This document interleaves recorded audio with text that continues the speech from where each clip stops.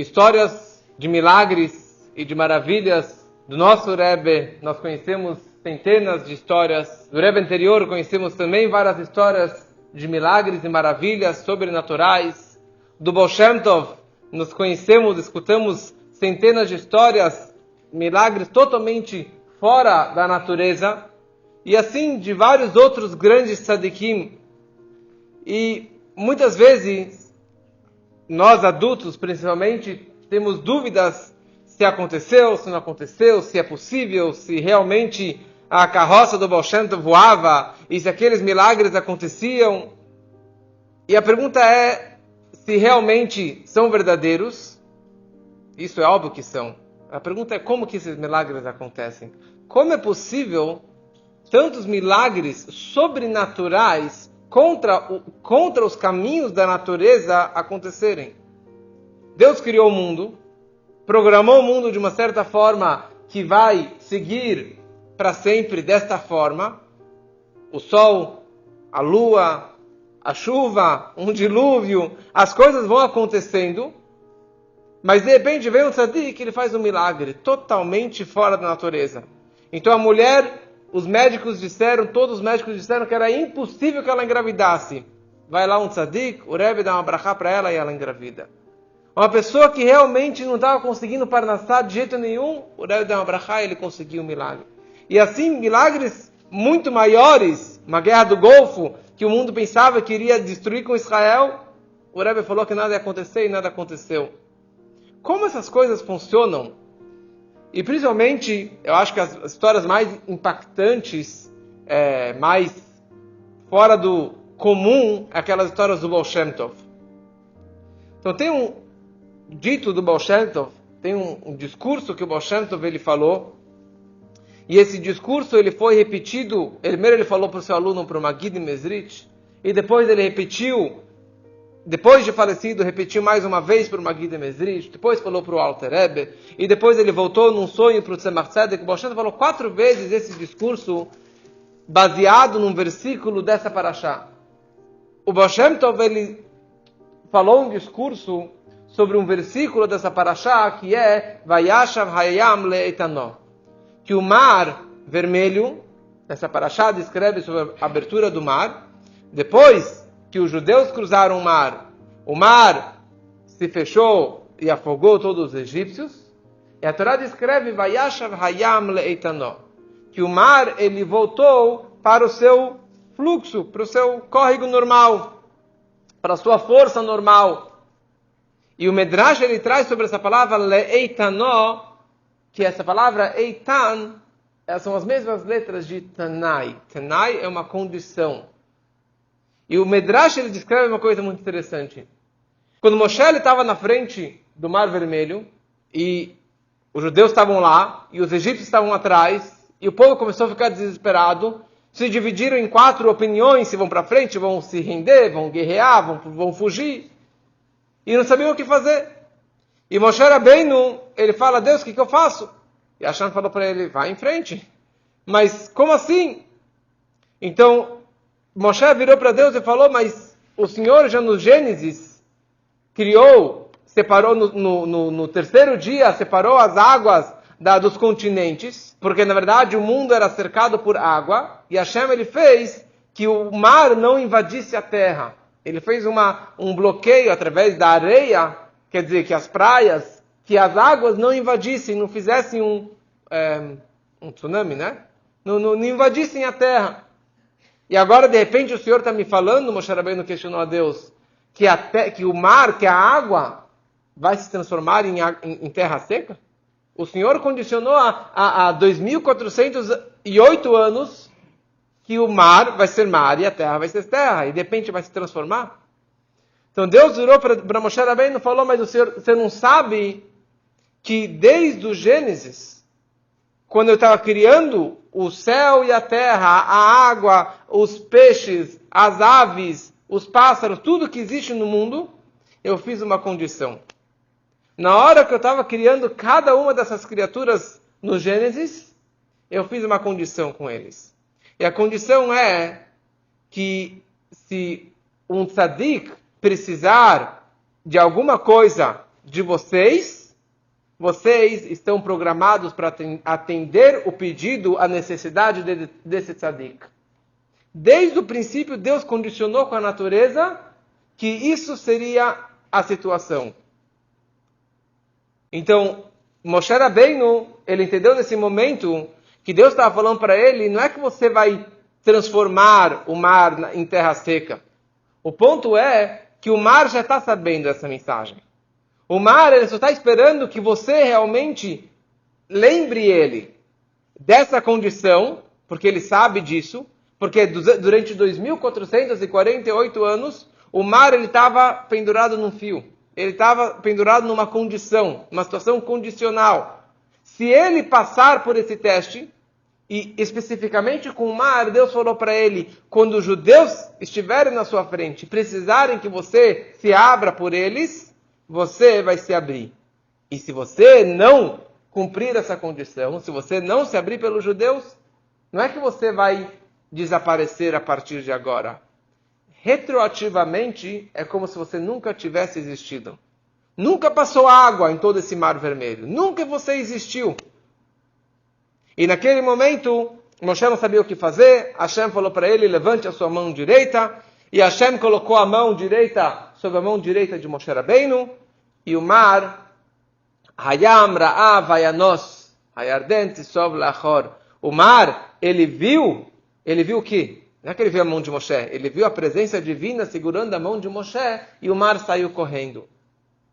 Antes de seguir isso, tem mais algumas questões interessantes que o Medrash ele traz, que Deus ele condicionou isso com todas as criaturas. Então, por exemplo, ele falou para o sol e para a lua essa mensagem, e por isso que quando Yoshua ele estava numa guerra, e ele precisava que o sol e a lua parassem, Yoshua falou, Shemesh Begivondom, que o sol pare, e que a lua pare, e a lua parou. Quando Eliyahu Navi ele estava numa caverna, e precisavam vir águias, corvos, para trazer comida e bebida para Eliyahu Navi, os corvos fizeram essa mensagem. Quando a história de Yoná, que nós lemos no Yom Kippur, o Yoná estava no mar, e veio um peixe e engoliu ele. E depois o peixe foi lá, e jogou ele para fora, na praia. Então, quer dizer, todas essas criaturas, Hashem ele condicionou desde o começo que isso acontecesse. Tem uma outra história de um grande tzadik, que era chamado Rapinchas ben Yair, que certa vez ele estava na estrada, ele estava viajando, e ele estava indo fazer uma grande mitzvah, que é a mitzvah de Pidyon Shuvuim, de resgatar prisioneiros. E no meio da viagem tinha um rio grande, e ele não tinha como cruzar, não tinha uma ponte. Então Rapinchas ben Yair vira para o rio, Nahar Ginai, o nome do rio, Ginai. Ele fala, Ginai, Ginai, abre suas águas para que eu possa cruzar. Daí o rio vira para o tzadik, se ele pode falar com o rio, então o rio também pode falar com ele. Então o rio falou para ele, você quer fazer uma mitzvah de resgatar prisioneiros? Eu estou fazendo a minha mitzvah. Deus me criou, me programou dessa forma, então essa é a minha mitzvah. E Rapinchas falou para ele, e mais ainda, falou o rio, você é duvidoso se você vai conseguir realmente resgatar aquele prisioneiro, porque não depende só de você. Mas eu certeza que eu estou cumprindo a minha missão divina. E Rapinchas falou para ele, se você não se abrir, eu vou desaparecer com as suas águas. Retroativamente, como se nunca existisse, nunca teve água nesse espaço todo. E logo o rio se abriu. Depois que ele cruzou, a água fechou de novo. E Rapinchas vira para o rio de novo e fala, tem aqui um judeu comigo, que ele está carregando trigo para fazer matzot. Abre para ele também. E se abriu para ele. E depois tinha um árabe que estava só acompanhando eles. E para não fazer o Hilul Hashem, ele falou também, abre-se para que esse árabe possa passar com a gente. Essa a gente vê o poder de um tzadik, de como que ele consegue...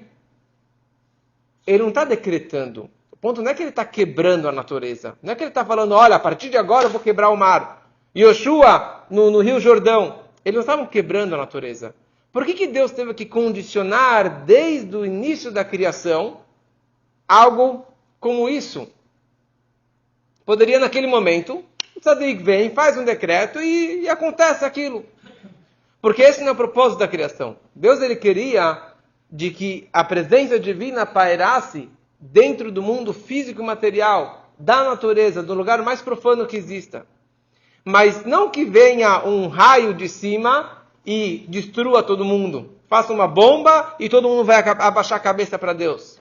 Deus ele queria que não somente o homem reconhecesse a sua grandeza, mas que os animais, que a água, que o sol, que a lua, que todas as criaturas, por conta própria, para sua própria natureza, eles reconhecessem a grandeza de Hashem e de qual é o propósito principal da criação do mundo, que é pela Torá e é pelo Bnei Israel. Para que o Bnei Israel, através do mapa, através do estudo da Torá, possam trazer a presença divina dentro desse mundo físico.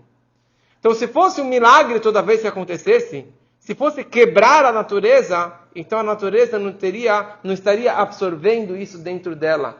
Seria algo imposto, seria algo forçado. Mas no momento que ele programou desde o início da criação, que é assim que vai ser, que sempre que um judeu precisar, para fazer uma mitzvah, para estudar a Torá, alguma situação para salvar o povo de Israel, a natureza tem que abaixar a cabeça e fazer o que aquilo, principalmente aquele tzadik, ele está precisando. Então, não é que estava quebrando a natureza, mas isso já estava programado na natureza. E o interessante é que tem vários tipos de milagres. Tem milagres sobrenaturais, quer dizer, um milagre que você transforma a natureza. Por exemplo, quando Moshe Rabbeinu, na sarça ardente, colocou a mão no peito e a mão saiu leprosa. A mão saiu com lepra. Aconteceu um milagre, porque a mão se transformou em lepra. Não era uma ilusão de ótica, era realmente a mão ficou com lepra. Depois, para tirar a lepra, Deus teve que fazer um segundo milagre. Coloca a mão de novo no seu peito, dessa forma vai sair a lepra. Deus teve que fazer 2 milagres. Quando que foi a praga do sangue, a água não se transformou em sangue. A água não mudou o seu DNA de H2O para, sei lá, qual que as características do sangue. A água continuou sendo água. Só que aparentava ser sangue. Por isso, quando acabou a praga do sangue, imediatamente toda a água, todo o sangue voltou a ser água. Porque era só momentâneo. E assim também no Mar Vermelho, quando acabou a travessia dos judeus, Moshe levantou, bateu no mar e a água desceu e voltou para o seu córrego normal. Quer dizer, fazia parte, Deus ele segurou e levantou as paredes para acontecer um milagre para que os judeus cruzassem o mar, dessem meia volta, na verdade, e dessa forma os judeus foram salvos. Então, de todas essas histórias, temos várias lições, mas acho que são 2 lições muito importantes. Primeira coisa, um judeu ele tem que saber, nós precisamos saber, que existe esta condição gravada em todas as criaturas, em todos os minerais, na água, em tudo que existe no mundo, existe essa condição. Que o quê? Que tudo que tem a ver com Torá e Mitzvot, tudo que tem a ver com algum judeu, o mundo precisa se abrir. O mundo precisa se transformar, o mundo físico, para atender a necessidade, o pedido, a circunstância do judeu. Quer dizer o seguinte, o mar sabia que ele precisava se abrir pelo povo judeu. Mas apesar que o mar sabia disso, mas ele só se abriu quando que um corajoso, Nachshon ben Aminadav, na hora que ele ouviu a ordem divina, vai para frente, ele falou, não vou me render, eu não vou guerrear, eu não vou voltar para o Egito. Se Deus falou que a gente tem que ir até o Monte Sinai, esse que é o meu objetivo. Não tem outra opção. Ele foi, talvez pela halachá, ele não tinha obrigação de ir pela frente, de se suicidar, de se afogar no mar. Ele foi. Quando ele estava quase afogando, que Deus falou para Moshe levantar a mão e dessa forma o mar se abriu. Quer dizer, no momento que ele abraçou a ideia que eu tenho que seguir o que Deus falou para ir receber a Torá no Monte Sinai, naquele momento, é interessante, ele despertou dentro da água, dentro do mar, o interesse, a vontade de fazer a vontade divina de se abrir perante o povo judeu. Então a lição é que todas as dificuldades, mares, oceanos e paredes que aparecem na nossa frente e dificuldades para a gente seguir o caminho de Torá e Mitzvot, isso é só uma ilusão de ótica. Não é uma parede verdadeira. Se você está indo fazer uma mitzvah, qualquer que seja, e tem uma dificuldade, você não tem que falar, bom, então é um sinal que eu tenho que ir para trás. Não. Você tem que ir para frente fazer aquela mitzvah. E depende de você, quanto mais você despertar dentro de você essa coragem, essa fé, que todas as ocultações, todas as dificuldades é só uma ilusão, e você tem que pular de cabeça no mar, e naquela situação ir até o final para chegar a fazer seu objetivo, naquele momento você é salvo. Mas não somente você é salvo. O burro de Pinchas Ben Yair também foi salvo. O árabe que estava acompanhando, ele não tinha nenhum mérito, mas ele só estava acompanhando o tzadik. Então ele também foi salvo. Então você fala, eu não sou tzadik, eu não tenho méritos. Mas se você é um Hassid, se você está seguindo os passos do tzadik, se você está seguindo os passos de alguém que realmente tem esse poder de abrir o mar vermelho, então você vai na cola, você vai junto com ele. Não somente o tzadik vai ser salvo, mas o burro dele vai ser salvo também. O outro que está acompanhando o tzadik também vai ser salvo. Então quanto mais a gente se conecta neste dia e sempre com o Rebbe, com o tzadik da geração, a gente acaba conseguindo ultrapassar todos os oceanos e testes da nossa vida com muita força e alegria.